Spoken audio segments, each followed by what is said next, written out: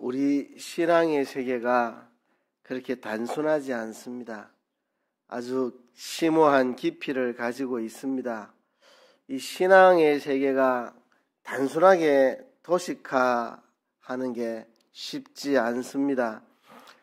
우리 신앙의 세계는 쉬우면서도 어렵고 어려우면서도 쉽고 그런 게 우리 신앙의 세계입니다. 우리 신앙 세계는 다층적인 면, 다면적인 면을 가지고 있어서 쉽게 단순하게 도식화되지 않습니다. 하나님은 한 분이신데 성부도 하나님이고 성자도 하나님이고 성령도 하나님이고, 근데 하나님은 세 분이 아니고 한 분이시고, 그렇죠? 쉽게 이게 도식화되지 않습니다. 예수님은 참 하나님이신데 동시에 참 사람이시고, 그런데 한 인격체이시고, 참 쉽게 잘 도식할 수가 없습니다. 우리는 과거, 현재, 미래의 죄를 다 용서받았습니다. 그러면 죄를 마음대로 지어도 되느냐? 그래도 죄를 지으면 안 됩니다. 그러면 죄를 안 지으려고 예를 써야 되느냐? 물론이죠.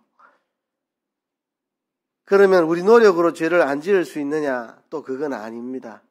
성령의 능력이 아니고는 우리가 죄를 이길 수가 없습니다. 우리가 과거, 현재, 미래의 죄를 다 용서받았지만 또 날마다 짓는 죄를 하나님 앞에 용서받아야 됩니다. 이게 단순하지가 않죠. 어떤 사람들은 용서 다 받았는데 왜 또 용서해달라고 합니까? 이렇게, 그죠? 우리가 용서받은 것은 하나님과의 관계를 회복한 것이고, 날마다 회개하는 것은 하나님과 교제를 회복하기 위해서 날마다 회개하는 것입니다. 그래서 이게 그렇게 단순하지가 않습니다. 신앙세계가. 이스라엘과 하마스가 지금 전쟁을 벌이고 있습니다. 불신자가 여러분에게 질문을 한다면 이스라엘과 하마스가 전쟁하는 게 하나님의 뜻입니까? 이래 물으면 여러분 뭐라고 대답하실래요? 하나님의 뜻이라고 하면 전쟁하는 게 하나님 뜻입니까? 이래 말할 거고, 하나님 뜻이 아니라 그러면 이 세상은 하나님 뜻대로 움직이는 게 아닙니까? 이렇게 물을 텐데요. 그렇죠? 신앙세계가 이렇게 단순하지가 않습니다. 하마스와 이스라엘이 전쟁하는 것은 하나님의 의지적인 뜻은 아닙니다. 하나님은 전쟁하지 않고 평화롭게 사는 걸 하나님 원하시고 하나님 뜻입니다. 그러나 지금 이 전쟁은 하나님의 섭리적인 뜻에 의하여 이루어지는 전쟁입니다. 하나님의 의지적인 뜻은 아닙니다. 전쟁하라, 전쟁하는 게 옳다, 그거 하나님 뜻 아닙니다. 하나님 전쟁하지 말라는 게 하나님 뜻이죠. 평화롭게 살라는 게 하나님 뜻입니다. 그러나 하나님의 섭리적인 뜻이 있습니다. 이 전쟁을 통해서 하나님이 이루어가고자 하시는 뭔가 뜻이, 섭리적인 뜻이 있습니다. 그러니까 이 하나님의 뜻이냐 아니냐, yes, no 대답하기가 참 어렵습니다. 의지적으로는 하나님의 뜻이 아니고 섭리적으로는 하나님의 뜻이고, 우리 신앙세계가 이렇게 단순하지 않습니다. 왜 이런 이야기를 하느냐 하면 오늘 시편 5편을 읽을 때 이게 단순하지가 않습니다. 신앙의 세계가 시편에 나타난 이런 내용들이 그렇게 단순하지가 않습니다. 그래서 이 시편 5편을 여러분들하고 함께 오늘 살펴볼 텐데요. 시편 1편에서는 우리 이번 부활절 특별기도에 새벽 시간마다 시편 설교를 하고 있는데, 시편 1편은 복 있는 자에 대해서 이야기합니다. 복 있는 자는 악인의 길을 쫓지 않고 죄인의 길에 서지 않고 오만한 자의 자리에 앉지 않고 오직 여호와의 율법을 즐거워하여 그 율법을 죄로 묵상하는 자라고 했습니다. 그에 반해 시편 2편은 하나님의 결박을 끊어버리고 내 멋대로 살아가려고 하는 이 세상의 세력들에 대해서 이야기합니다. 시편 1편과 달리 하나님의 결박을 끊어버리고 내 멋대로 살려고 하는 세력들에 대한 이야기를 합니다.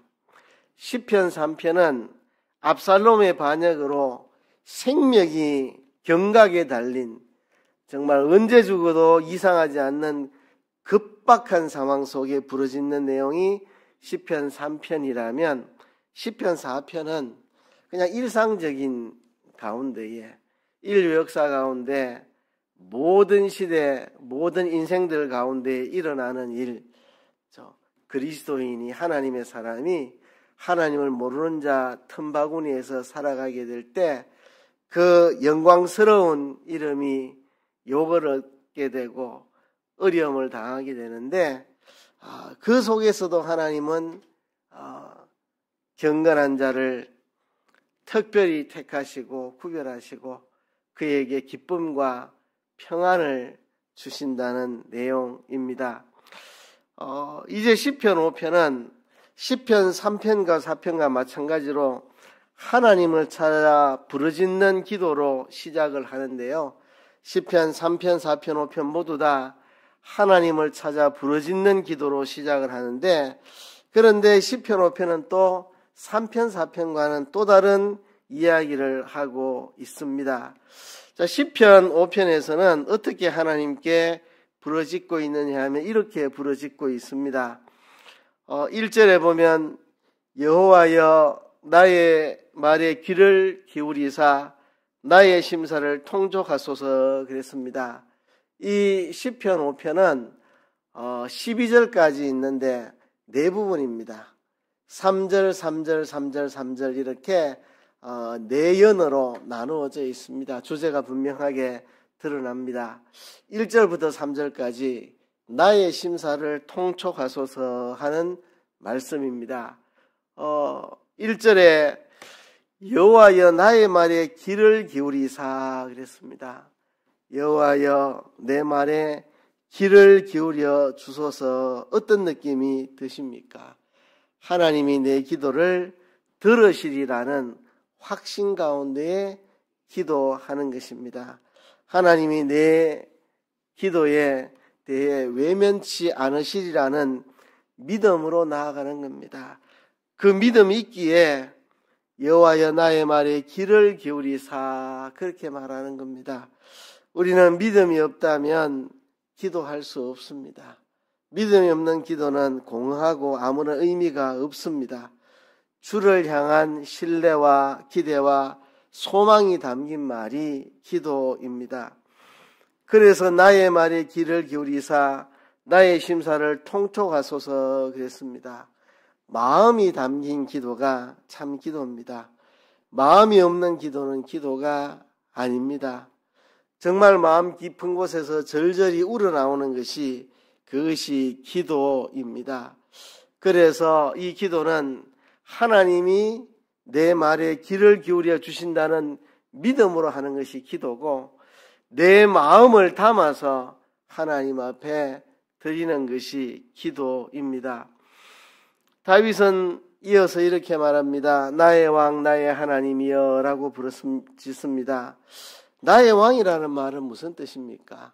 나를 다스리는 분, 나를 지켜 보호하시는 분, 나를 이끌어가는 분, 내가 순종해야 될 바로 그분을 나의 왕이라고 했습니다.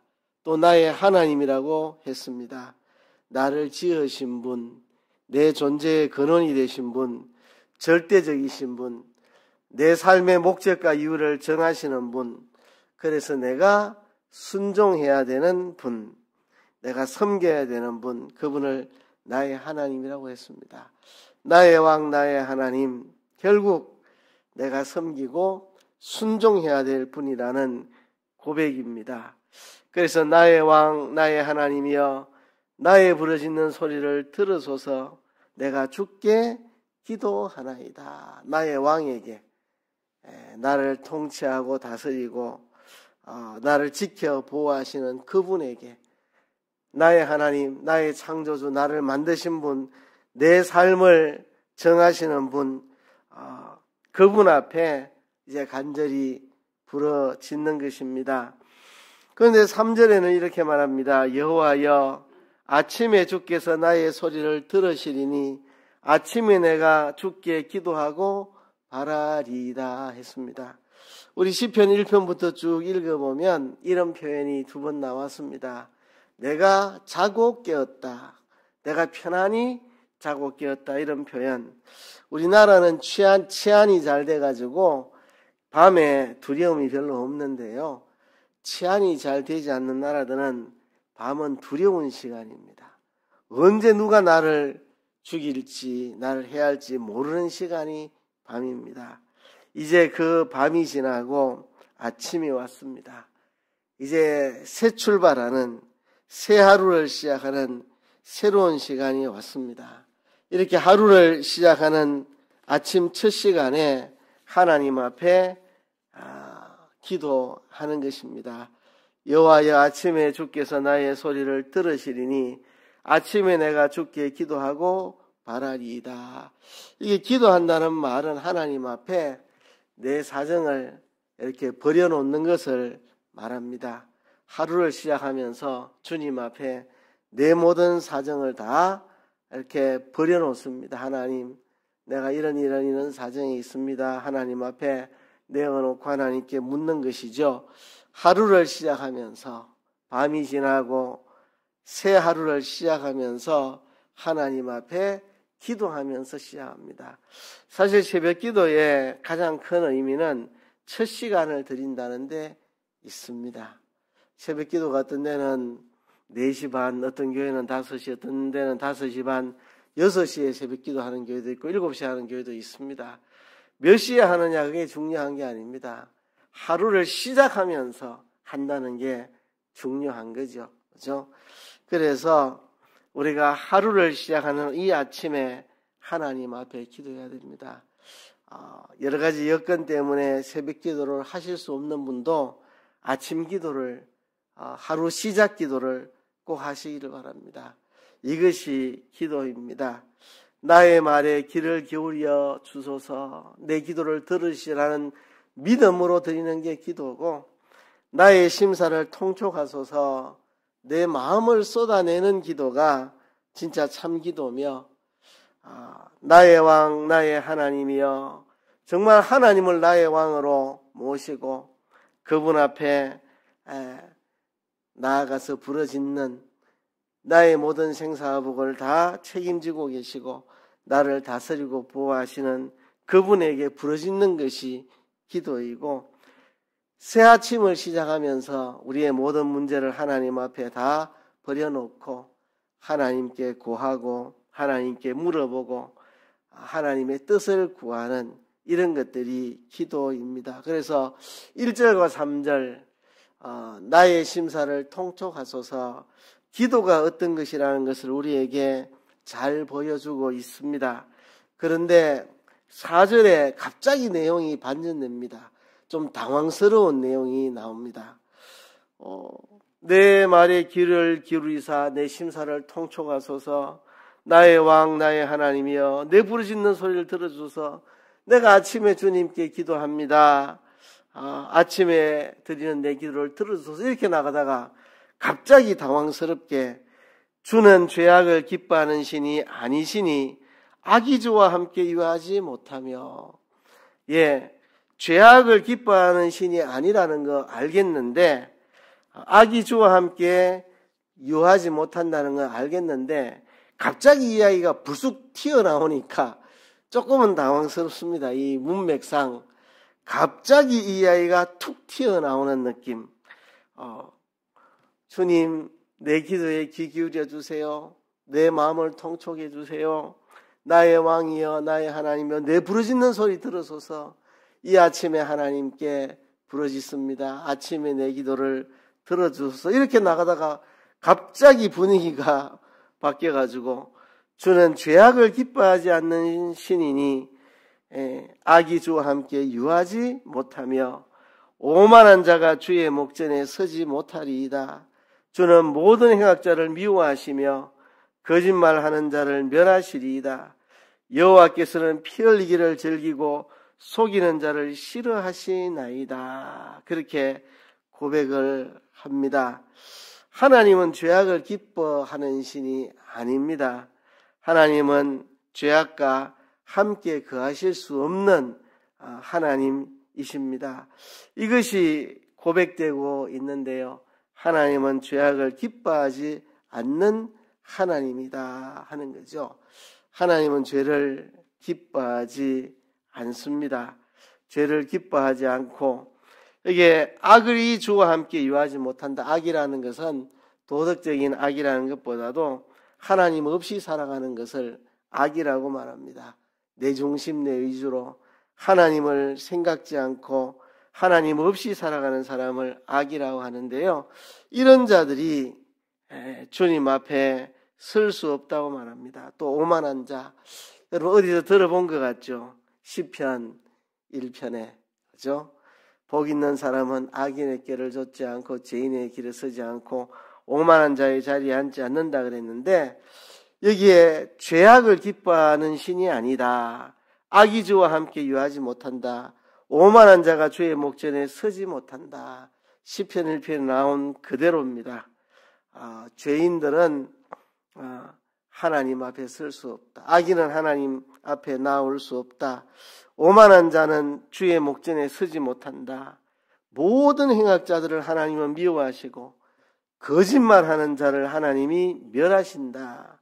여호와께서는 피 흘리기를 즐기고 속이는 자를 싫어하신다. 이러한 자는 하나님 앞에 나아갈 수가 없습니다. 갑자기 왜 이 아이가 나왔을까를 우리가 생각해 볼 필요가 있습니다. 여러분, 하나님은 악과 함께하지 않는 하나님입니다. 악인은 하나님 앞에 설 수 없습니다.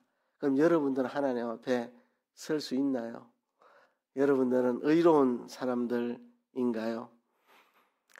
하나님이 죄를 기뻐하지 않는다고 할 때 우리가 생각해 볼 문제가 있습니다. 죄의 용서와 죄의 용인은 다릅니다. 하나님은 죄를 용서하시는 분이고 죄를 용인하시는 분이 아닙니다. 악행을 용인하는 것은 옳지 않습니다. 용서하는 것은 아름다운 일이죠. 그렇죠? 용서라고 하는 것은 그의 죄를 사해주고 책임을 묻지 않는 데서 그치지 않고 그를 바로 세우는 것이 진정한 용서입니다. 하나님은 죄를 용인하시는 분이 아닙니다. 하나님은 죄를 어떤 경우도 죄를 용인하지 않습니다. 하나님은 죄를 용서하시는 분입니다. 용서의 사랑. 그렇죠? 그래서 우리가 이 용서에 대해서 너무 쉽게 생각하면 안 됩니다. 하나님이 죄를 용서한다고 할 때는 그 죄로부터 벗어나기까지 하시는 것까지 포함됩니다.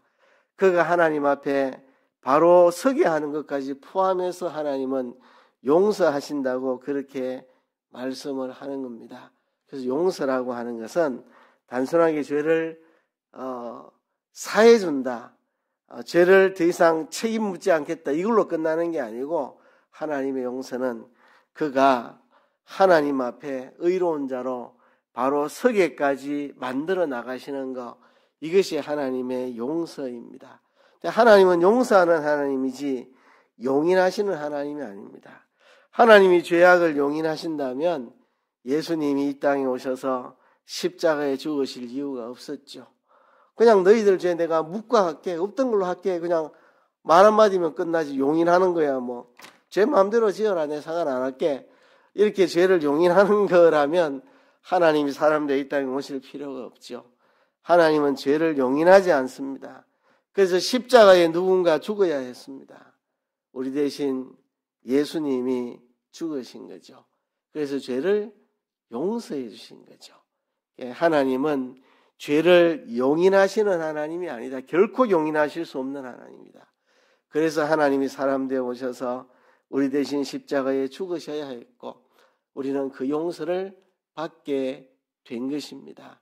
그리고 그 용서라고 할 때 그것은 죄의 책임을 묻지 않는 데서 끝나는 게 아니라 우리를 의로운 사람으로 올바르게 세워나가는 것까지를 포함해서 하나님이 죄인을 용서하신다고 그렇게 말씀을 하시는 겁니다. 그래서 하나님은 죄를 용서하시는 하나님이지 죄를 용인하시는 하나님은 아니다. 그래서 하나님은 죄악을 기뻐하는 신이 아니고 악의저와 함께 유하지 못하고 오만한 자가 주의 목전에 서지 못하고 모든 행악자를 하나님은 미워하시고 특별히 거짓말하는 자를 멸하시고 피 흘리기를 즐기고 속이는 자를 싫어하시는 하나님. 이런 악인이 하나님과 함께 할 수 없는 것, 그 이유는 하나님이 죄를 용인하지 않는 하나님이기 때문에 그렇습니다. 그러나 하나님은 죄를 용서하십니다. 7절에 보면 이렇게 말합니다. 오직 나는 주의 풍성한 인자를 힘입어 주의 집에 들어가 주를 경외함으로 성전을 향하여 경배하리이다.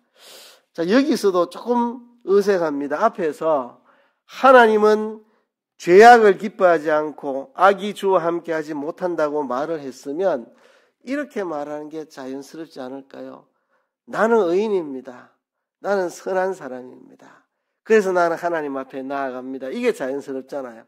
하나님은 죄악을 기뻐하는 신이 아니고 악이 주와 함께 유하지 못하고 이렇게 말했으면 내가 죄가 없어서 하나님 앞에 나아갑니다. 나는 의롭기 때문에 내 의를 가지고 하나님 앞에 나아갑니다. 이게 자연스럽잖아요. 그렇죠?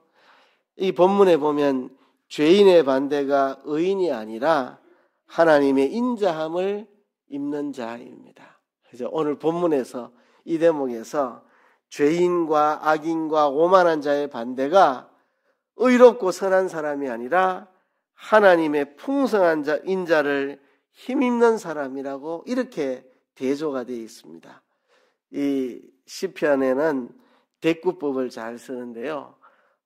의인과 악인이 지금 대꾸를 이루는 게 아니고 악인과 대꾸를 이루는 게 주의 풍성한 자를 힘입는 자로 이렇게 되어 있습니다. 그러니까 우리는 악인은 아닙니다. 그렇죠? 그렇다고 의로운 자냐? 아닙니다. 우리는 주의 풍성한 인자를 힘입어 주님 앞에 나아가는 사람입니다. 우리도 연약하고 부족한 사람인데 주의 인자하심을 풍성한 인자를 힘입어서 하나님 앞에 나아가는 사람입니다. 앞에서 하나님이 죄악을 기뻐하지 않는 하나님이다.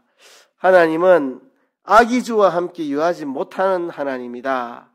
오만한 자가 주의 목전에 서지 못한다. 이래 말했으니까 꼭 이렇게 말할 것 같은데 나는 오만하지 않습니다. 나는 겸손합니다. 나는 저런 죄악을 저지르지 않은 나는 의롭고 선한 사람입니다. 그래서 내가 하나님께 나아갑니다. 이렇게 나올 것 같은 분위기인데 전혀 딴 이야기가 7절에 나옵니다. 오직 나는 주의 풍성한 인자를 힘입어 주의 집에 들어가 주를 경외함으로 성전을 향하여 경배하리이다. 그렇습니다. 다윗은 자기의 의를 가지고 하나님 앞에 나아가는 게 아닙니다. 자기의 선함을 가지고 하나님 앞에 나아가는 게 아닙니다. 풍성한 인자를 힘입어 주님 앞에 나아가는 것입니다. 그렇죠? 그래서 하나님은 악인을 용인하지는 않지만 죄인을 용서하시는 하나님. 하나님 악을 용인하지는 않지만 우리의 그 죄를 용서하신 하나님. 풍성한 인자가 있는 하나님. 그 하나님의 풍성한 인자를 힘입어서 우리가 하나님 앞에 나아가는 겁니다. 그리고 8절에 보면 여호와여 나의 원수들을 인하여 주의 의로 나를 인도하시고 주의 길을 내 목전에 곱게 하소서. 하나님의 용서는 죄의 책임을 묻지 않는 것으로 끝나는 것이 아닙니다. 하나님의 용서는 죄의 책임을 묻지 않을 뿐만 아니라 우리를 의로운 자로 바로 세워놓는 것, 그게 하나님의 용서입니다.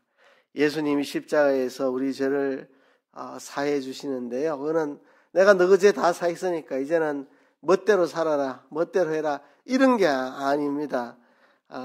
우리가 죄가 용서함 받았으면 이제 의로운 삶을 살기 위해 우리가 힘써야 되고 하나님의 은혜를 힘입어서 우리가 의의 길을 걸어가도록 그렇게 해야 합니다. 왜냐하면 하나님의 용서는 죄를 묻지 않는 것에서 끝나는 게 아니라 우리를 의로운 자로 바로 세워나가는 것, 이것이 하나님의 죄인에 대한 용서이기 때문에 그렇다는 것입니다.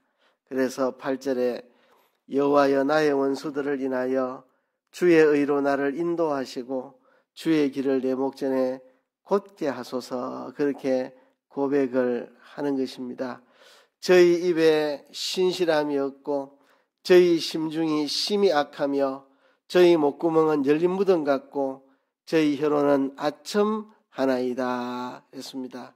이렇게 신실함이 없고 심중이 심히 악하고 목구멍이 열린 무덤과 같은 저런 사람들의 반대가 나는 의로운 사람입니다. 나는 선한 사람입니다. 이렇게 하는 게 아니라 주의 인자로 내가 주님 앞에 나아갑니다. 주님께서 내게 그 의로 은혜를 베풀어서 나를 인도하시고 나를 바로 세워달라고 고백하는 것, 이게 하나님의 용서를 의지해서 하나님 앞에 나아가는 사람의 고백입니다. 마지막 네 번째 부분입니다. 10절부터 보면 하나님이여 저희를 정죄하사 자기께 빠지게 하시고 많은 허물로 인하여 저희를 쫓아내소서, 저희가 주를 배역함이니이다. 이 부분도 조금 당황스럽습니다. 자기 스스로의 의를 가지고 하나님 앞에 나가지 못하는 사람이 하나님의 풍성한 인자로 통해서 하나님께 나가게 된 사람이 꼭 주제넘는 이야기를 하는 것 같습니다. 하나님이여 저희를 정죄하사 자기께 빠지게 하시고, 자기도 허물과 죄가 있어서 자기 의로 하나님 앞에 서지 못하고 주의 인자로 내가 주님 앞에 나아갑니다. 주에게 이 풍성한 인자가 있어서 그 풍성한 인자를 힘입어 하나님 앞에 나아갑니다. 이렇게 고백한 사람이 이렇게 말하는 게 좀 뻔뻔해 보이기도 합니다. 자기는 용서받아서 인자함으로 하나님 앞에 나가놓고 왜 자기는 다른 사람에 대해서 이렇게 기도를 하는가? 하나님이여 저희를 정죄하사 자기 깨에 빠지게 하시고 그 많은 허물로 인하여 저희를 쫓아내소서. 오직 주에게 피하는 자는 다 기뻐하며 주의 보호로 인하여 영영이 기뻐 외치며 주의 이름을 사랑하는 자들은 주를 즐거워하리이다. 여호와여 주는 의인에게 복을 주시고 방패로 함같이 은혜로 저를 호위하시리이다. 악인이 미워가지고 지금 악인을 저주하는 것도 아니고요. 그렇죠? 악인이 망하기를 바래가지고 하는 이야기도 아닙니다. 오늘 이 본문은 하나님을 경외하는 경건한 자들이 그 의의 길을 걸어가려고 할 때 그들을 공격하고 그들을 대적하는 악의 세력이 무너지고 하나님의 의가 이루어지고 하나님의 통치가 이루어지기를 소원해서 부르짖는 것입니다. 어떤 죄지은 한 사람에 대한 원한을 가지고 그 죄지은 한 사람에게 원한을 쏟아내는 그런 내용이 아니고 하나님께서 죄 문제를 해결하셔서 죄 문제를 해결지으셔서 이제 하나님의 통치가 이루어지고 우리가 그 하나님의 통치 아래 들어갈 수 있도록, 그래서 오직 주에게 피하는 자는 다 기뻐하며 주의 보호로 인하여 영영이 기뻐 외치며 주의 이름을 사랑하는 자는 주를 즐거워하리이다.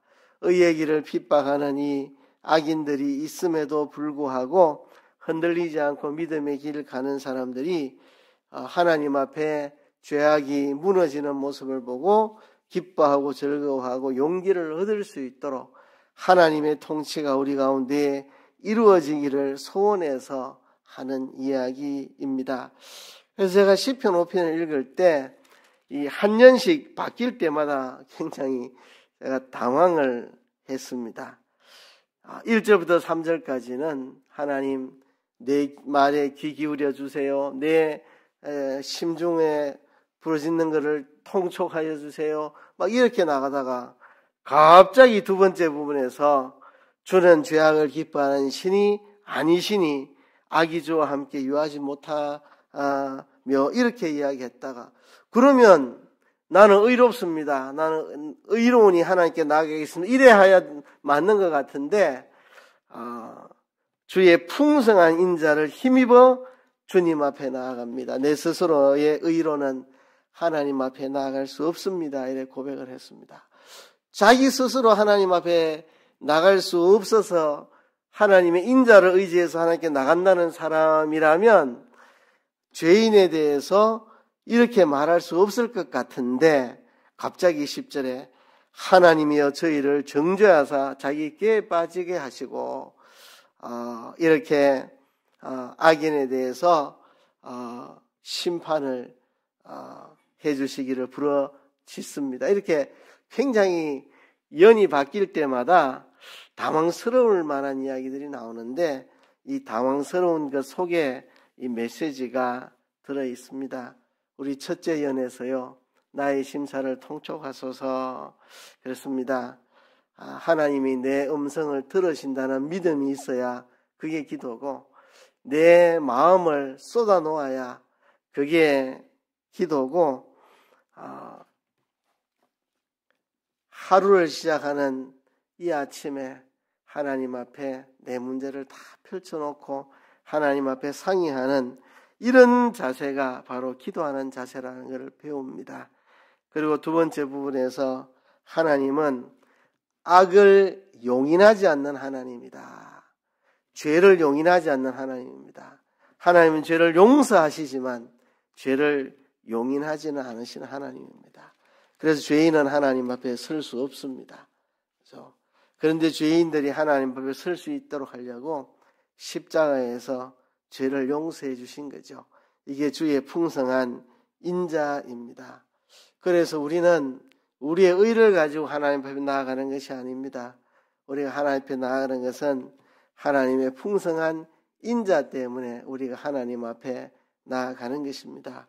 이 죄 용서함은 죄의 책임을 면하는 것으로 끝나는 것이 아니고, 이제 의를 이루어 내가 바로 서는 여기까지 나아가는 이것이 하나님의 용서입니다. 풍성한 인자입니다.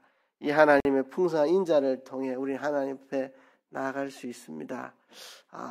그럼에도 불구하고 악인의 심판을 이야기하는데요, 악인의 심판을 하나님 앞에 구하는데, 이것은 하나님의 나라의 통치가 이루어지기를, 우리가 주기도문에서 날마다 하는 것, 뜻이 하늘에서 이룬 것 같이 땅에서도 이루어지이다. 하나님의 뜻이 이루어지기를, 어떤 내한테 원한진 한 악한 죄인에 대해서 쏟아놓는 분노가 아니고, 그런 분노가 아니고 하나님의 뜻이 이루어지기를, 하나님 나라가 이루어지기를, 악의 문제, 죄의 문제가 다 해결이 되고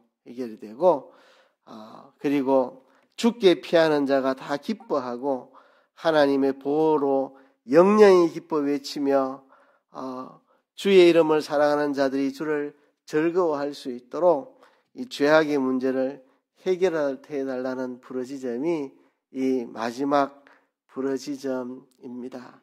그래서 우리가 시편 5편을 통해서 우리가 기도의 진실한 모습, 하나님의 내 기도를 들으신다는 믿음, 그리고 내 마음을 쏟아놓는 고백, 그리고 하루를 시작하면서 항상 하나님 앞에 내 문제를 내려놓고 상의하는 태도, 이런 기도의 자세를 우리 하나님 앞에 가져야 하겠습니다. 하나님은 죄를 기뻐하는 하나님 아닙니다. 절대로 죄를 용인하는 하나님이 아닙니다. 하나님은 죄를 용서하시는 하나님입니다. 죄를 용인할 수 없고 용서해야 하시기 때문에 하나님이 사람 되어 이 땅에 오셔서 십자가에 못 박혀 죽으셨습니다. 하나님은 죄를 용인하지 않기 때문에 누군가 형벌을 반드시 받아야 돼서 예수님이 이 땅에 오셨습니다. 그래서 우리는 그 주님의 인자하심을, 풍성한 인자를 힘입어서 우리는 하나님 앞에 나아갑니다. 우리도 죄인입니다. 그죠? 그러나 하나님의 풍성한 인자를 힘입어 하나님 앞에 나아가는데, 이 하나님의 풍성한 인자는 죄를 그 책임을 묻지 않는 데서 그치지 않고 우리를 의의 길로 가기까지 이끌어내시는 것이 주의 풍성한 인자입니다. 그래서 하나님의 통치가 이루어지고 하나님은 죄 문제를 다 처리하실 것입니다. 십자가는 죄 문제를 처리하기 위한 십자가입니다. 결코 회개하지 않는 자에게는 그 죄를 물어 심판하시고 그리고 예수 그리스도를 구주로 받아들이고 고백하는 자에게는 인자와 용서로 다가오시는 하나님입니다. 그것이 바로 십자가입니다. 십자가는 심판과 구원의 양면을 가지고 있습니다. 그래서 오늘 본문에 저희를 정죄하사 자기께 빠지게 하시고 하는 것은 바로 그리스도를 통해서 우리의 죄 문제를 다 해결받게 해주시고 하나님의 통치가 이루어져서 하나님께 피하고 하나님의 보호를 받고 하나님 안에서 즐거이 외치게 해달라는 그런 고백입니다. 우리가 날마다 기도로 하나님 앞에 나아가고 우리가 죄인이라 하나님 앞에 설 수 없지만 하나님은 죄악을 용납하지 않는 하나님이라 우리 하나님 앞에 설 수 없지만 풍성한 인자를 힘입어 우리가 주님의 십자가 대속으로 하나님 앞에 선 자들입니다. 우리는 이제 의를 이루어 가야 합니다. 그래서 죄악 세력들이 다 체결되고 하나님의 통치가 이루어지기를 날마다 소원하면서 나아가는 저와 여러분 되기를 주의 이름으로 축복합니다.